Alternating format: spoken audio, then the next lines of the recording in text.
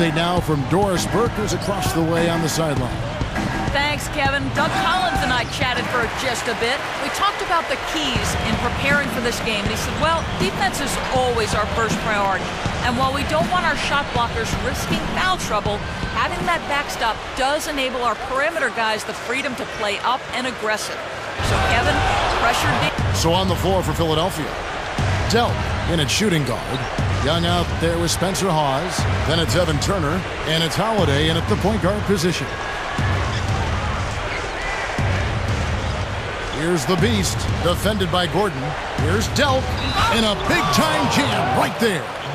What a talented leaper. Loves to climb up and throw it down. Man! Oh, Clark, he gets up so quickly, doesn't he? Yeah, like a pogo stick. Well, he was nearly able to get there. Just a step slow. I think he was lucky he didn't get all the way there. I mean, he may have gotten run over. And that replay sponsored by Sprite, giving us a great look at that one. And, of course, the big story last year for New Orleans was the saga of the Chris Paul trade that wasn't to the Lakers and then the subsequent trade that was to the Clippers. And what a tough position for Monty Williams and his coaching staff to be in. But they handled it pretty well. I think as Eric Gordon gets healthy and more productive this year, the Hornets will improve. Now you got to love the footwork. How about that turnaround? The Hornets trail by 20. Eric Gordon on the wing. Kicks to Vasquez. He dishes it to Gordon. He passes it to Warwick. Back to Gordon.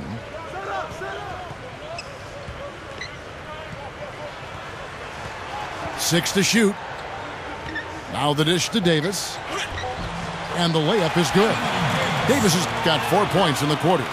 Well, the nation was watching that entire trade situation with Chris Paul and him eventually going to the Clippers. But good players, I think, Clark, ended up in New Orleans, players they can probably build around for the future. Yeah, and to follow up on what Steve said, the Hornets will be much better off with a healthy Eric Gordon. He's an outstanding young player, and last year will be a distant memory soon enough.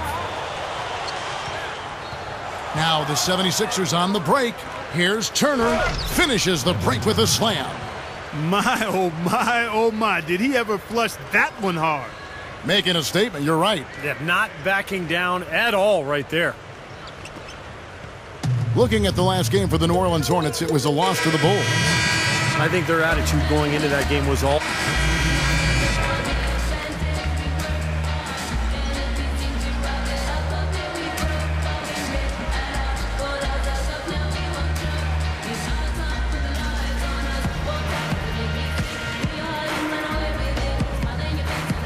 Smith against Allen. Henry kicks to Lopez. Mason dishes to Henry. Rivers. It's good from about 19 feet. Rivers has got his second bucket of the night. He's gotten his legs underneath him because he's having a heck of a quarter. And Austin Rivers with only one season at Duke, but, you know, for a rookie, he's a very polished ball handler and scorer. They've got to pick up their physical play in the paint. Yeah, it's about being tougher. Yeah, it's not really a surprise. I mean, rebounding one of the true barometers in winning basketball games, and if you rebound better, you typically are going to win ball games and do it comfortably. Oh, how about that, basketball fan? Beautiful. Wow. Yeah, he spent a little extra time on the rim there. It looked like he wanted to do a pull-up. When you coach under Nate McMillan, which he did, Monty Williams did in Portland, you know you're going to get a...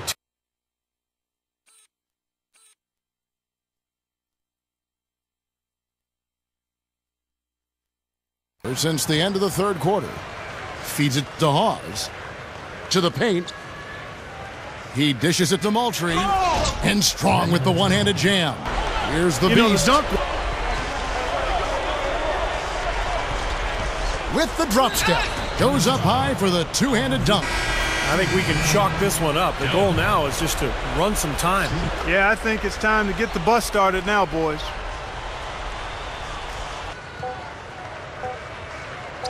Here's Rivers. Offline.